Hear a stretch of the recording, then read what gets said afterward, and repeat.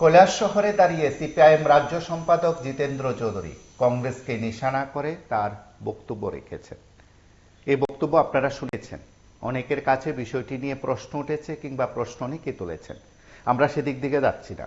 আমরা কথা বলবো রাজ্যের বর্ষিয়ান কংগ্রেস নেতৃত্ব, বিধায়ক, প্রাক্তন মন্ত্রী, পিসিসির প্রাক্তন সভাপতি বীরজিৎ সিনহার সঙ্গে। বীরজিৎ বাবু, PB24 আপনাকে স্বাগত। এবং আপনি অবশ্যই কৈলাস শহরের বিধায়ক, ঠিক এই পরিচয় যখন রয়েছে, তার পাশাপাশি রাজ্য রাজনীতিতে আপনি কংগ্রেসের পোরখাওয়া নেতৃত্ব বলা যেতে পারে, অনেকে বলছেন। সেদিক থেকে গতকাল সিপিআইএম রাজ্য সম্পাদক জিতেন্দ্র চৌধুরীর বক্তব্য আপনাকে কিভাবে তাড়া করলো বা কিভাবে আপনাকে বলা যেতে পারে এই ভাষণে প্রভাবিত করেছে, আপনি যদি একটু ব্যাখ্যায় বলেন। শুনুন, সিপিএম একটা দল, এরা যখন যেমন তখন, এবং আমি বলবো জিতেন চৌধুরীকে তার ভাষণ দুঃখ বাক্য ছেড়েছে, ভাষণটা সুবিমধুর না, রুক্ষ। এবং উনি বলেছেন অনেকের বিরুদ্ধে সমালোচনা করছে। আমি বলবো নিচে আচরি ধর্ম পরকে শিখাও। আর উনি কৈলাস শহরের সিরাজপুর একটা গাঁও সভা আছে, সেখানে সিপিএম কংগ্রেসের পঞ্চায়েত, প্রধানটা কংগ্রেস আর সিপিএম উপপ্রধান, সেখানে উনি গিয়ে মিটিংও করেছেন এবং বিজেপির বিরুদ্ধে বিশুদ্ধার করেছেন। কিন্তু দেখা গেল বিজেপি এবং সিপিএম ওই সিরাজপুর অঞ্চলে মিলে কংগ্রেস প্রধানের বিরুদ্ধে অনাস্থা আনল এবং অনাস্থার ডেট ফিক্স হয়েছিল বা কোনো কারণে এটা আবার বাতিল হয়েছে। উনি ওই জায়গাতে মিটিং করে বিজেপিকে গালি দিচ্ছে, আর ওনার দলকে বিজেপির সঙ্গে মিলে কংগ্রেস পঞ্চায়েত প্রধানের বিরুদ্ধে অনাস্থা এলে তাদের চরিত্র দেখি। এবং মহারাষ্ট্র প্রদীপ কিশোর দেববর্মনকে গালিগালাজ করে, কিন্তু উনি যদি প্রদীপ কিশোর দেববর্মন যদি ওনাকে ওনার এখানে যে ক্যান্ডিডেট দিত, উনি কোনোদিন এমএলএ হতে পারতেন। সাবরুম উনি ট্রাইবেল এরিয়াতে দাঁড়ানোর সাহসই নেই, ট্রাইবেল হয়ে উনি সাবরুমের জেনারেল সিটে দাঁড়িয়েছে। আমরাও সিট ছেড়ে দিয়েছি। সেখানে যদি প্রদীপ কিশোর দেববর্মনের মহারাজের ক্যান্ডিডেট থাকতো, উনি কি জিন্দগিতে চিত্ত? অথচ মঞ্চে দেশের সামনে মথা এবং প্রদীপ কিশোর দেববর্মনের সমালোচনা, এদের তাদের কোনো চরিত্র নেই, যখন যেমন তখন তেমন। এবার সুতরাং কৈলাসের কথা বলছে গৌনগর ব্লক দখল। শোনেন, গৌনগর পঞ্চায়েত সমিতি 13 আসন বিশিষ্ট, এর মধ্যে লক্ষ্মীপুর পঞ্চায়েত সমিতি, দুর্গাপুর পঞ্চায়েত সমিতি আমরা সিপিএম এর সঙ্গে লড়ে বিজেপির সঙ্গে লড়ে জিতেছি। সেখানে যদি আমরা সিপিএম কে সমর্থন, তাহলে 100 ভোট পাওয়া যেত। সেখানে আমরা নিজেরাই জিতে এবং কয়েকটার ক্ষেত্রে লোকাল কর্মীদের চাকরি ওদের সঙ্গে অ্যালায়েন্স করতে হয় এবং অ্যালায়েন্স করার ফলে তারা যে তিনজন মেম্বার পেয়েছে সমিতি, এটা কংগ্রেসের দয়া, তাদের দয়াই নাই। কারণ তারা যদি এত শক্তিমান হতো, ত্রিপুরা অন্য জায়গাতে ক্যান্ডিডেট দিতে পারলো না কেন? কৈলাসরে দিতে পেরেছে, চণ্ডীপুরে দিতে পারে না 50%। সুতরাং আজকালকে যে উনি ভাষণ দিচ্ছেন সন্ধ্যা রাত্রে কৈলাসরে কংগ্রেসের পরিবেশ আছে বলেই সেখানে উনি রাত্রে ভাষণ দিতে পেরেছেন। ধর্মনগর পারবেন, কমলপুরে পারবেন, বোয়াই শহরে পারবো?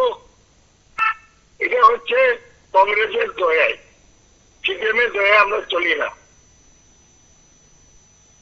আমি একটুটুকু বলতে পারি, সিপিএম গত বিধানসভার নির্বাচনে 47টা সিট নিয়ে নিল, জবরদস্ত।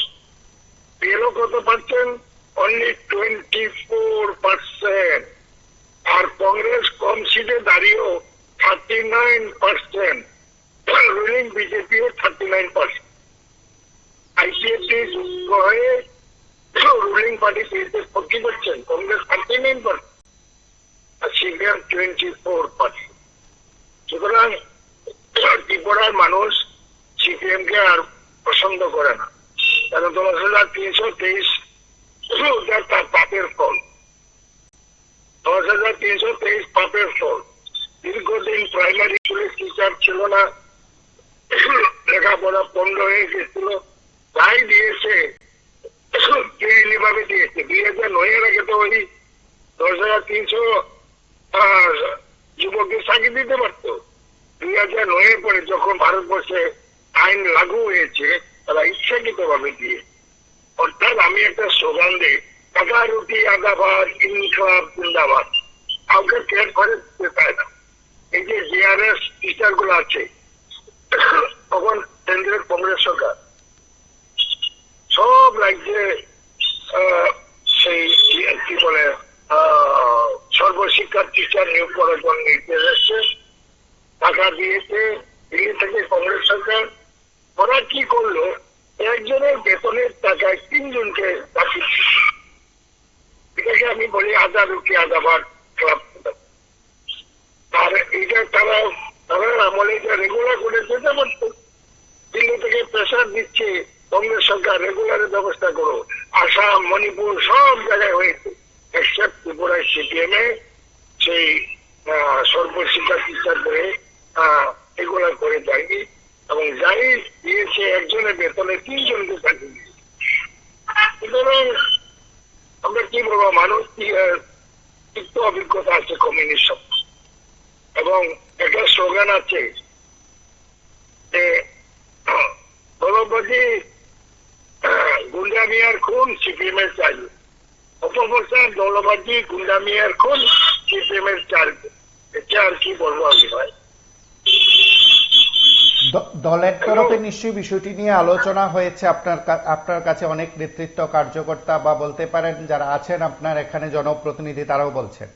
ঠিক আপনি কর্মীদের কাছ থেকে বা আপনার যারা অনুগামী কৈলাসহরে যারা জনপ্রতিনিধি কংগ্রেসের, তাদের তরফ থেকে কি বক্তব্য এলো আপনার কাছে? এই বক্তব্য আমি একটা খবর নিয়ে দিই, মানুষ সিপিএম এর চাই, তখন নিচের বিশেষ করে কর্মী, কৃষি কর্মী তাতে আমরা কিছু কেন্দ্রে পঞ্চায়েতে নির্বাচনে আমরা অ্যালায়েন্স করি। যদি আমাদের সঙ্গে অ্যালায়েন্স না করতো, সিপিএম একটা কেন্দ্রীয় থাকতো না। সিপিএম একটা কেন্দ্রীয় থাকতো না। ত্রিপুরা সাবরুমে কয়টা কেন্দ্রীয় দিয়েছে সিপিএম বাবু বলেন তো? কৈলাসহর সিপিএম একটা কেন্দ্রীয় থাকতো না, যেভাবে চন্ডীপুর, ফটিগায় অন্যান্য কেন্দ্রে যেমন সিপিএম ঠিকভাবে এড়িয়ে দিতে পারে। কৈলাসহর দিয়েছে কংগ্রেসের ভরসা, কংগ্রেসের শক্তি। এটা আমি জোর গলায় বলতে পারি। তাদের গলায় বড় বড় কথা এটা মানায়। এই মুহূর্তে সিপিএম এর, হ্যাঁ বলুন। তারা তো আমি বললাম না, যখন যেমন তখন তেমন। সেই মনে আছে ইন্দিরা গান্ধীর শাসনে সময় গ্রেট ব্রিগেড গ্রাউন্ডে কলকাতায় জ্যোতি বসুর সঙ্গে এবং এই সঙ্গে এই কমিউনিস্টরা বিজেপি আরএসএস এর সঙ্গে মিটিং করে, ওরা বিজেপির বিরুদ্ধে বলে আর বিজেপি থেকে বেনিফিট নিয়েছে। বলেন তো, সুধীর মজুমদারও একজন চিফ মিনিস্টার ছিলেন। চিফ মিনিস্টার যাওয়ার পরে ওনাকে কি দিয়েছে? একটা গাড়ি দিয়েছে, 2টা হোমগার্ড দিয়েছে। সবাই বাবু তো চিফ মিনিস্টার ছিলেন, কি পেয়ে? মানিক সরকার, তিনি সর্বহারা দলের নেতা, উনি বিজেপি সরকার থেকে কি কি বেনিফিট নিয়েছে এটা ত্রিপুরা মানুষ দেখেছে, আপনারা দেখছেন। তাদের গলায় বড় বড় কথাটা আমরা সহ্য হয়, ঠিক আছে।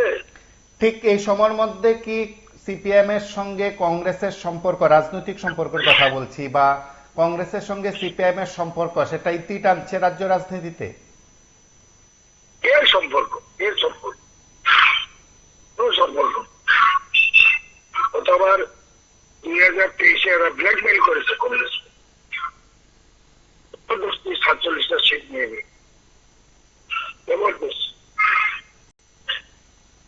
জবরদস্তি ওই অজয় কুমারকে হাত করে সুতরাং আমরা মেনে নিতে পারি না অন্তরে। আমি তো বলেছিলাম যখন অ্যালায়েন্স হলো সিপিএম কংগ্রেস, আমি বললাম ঠিক আছে কৈলাসরে তোমাদের সিটিং এমএলএ আছে, আমার অফিস নাই, বন্ধু এখানে বন্ধুত্ব লড়াই হোক। ওতে তাদেরকে আপনার তেল মেরে আমি ঘুরে দাঁড়াই ওখানে কৈলাসের মাটিতে দাঁড়িয়ে বড় বড় কথা বলে এসছি। নিজের ইয়েটা কি নীতিটা কি চিন্তা করে বিজেপির সঙ্গে সিপিএম অ্যালায়েন্স করিয়েছে, এই জিতেন তো। আর সেখানে আবার বিজেপির বিরুদ্ধে উনি বিশুদ্ধার করেছে। বলেন তো দেশের শিক্ষিত মানুষ, রাজ্যের রাজনৈতিক সচেতন মানুষ এটা দেশের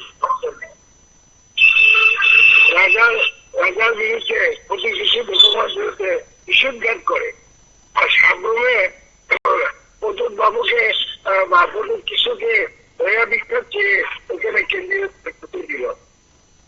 আমি জানি তো সব, তোমার এখানে কেন্দ্রীয় বিরোধী তো কথা চিঠি চৌধুরী জিতত তাইতে এরিয়াতে দাঁড়ান না, দেখেছেন কত ধানে কত চাউল। ঠিক আছে ভাই, আমি আরেকটা বিষয় জানতে চাইবো যে তাহলে কি এখন আর কংগ্রেস সিপিআই মিলেমিশে কোনো নির্বাচনে লড়াই করছে না? ভবিষ্যৎ কি হবে তো এটা বলতে পারি না।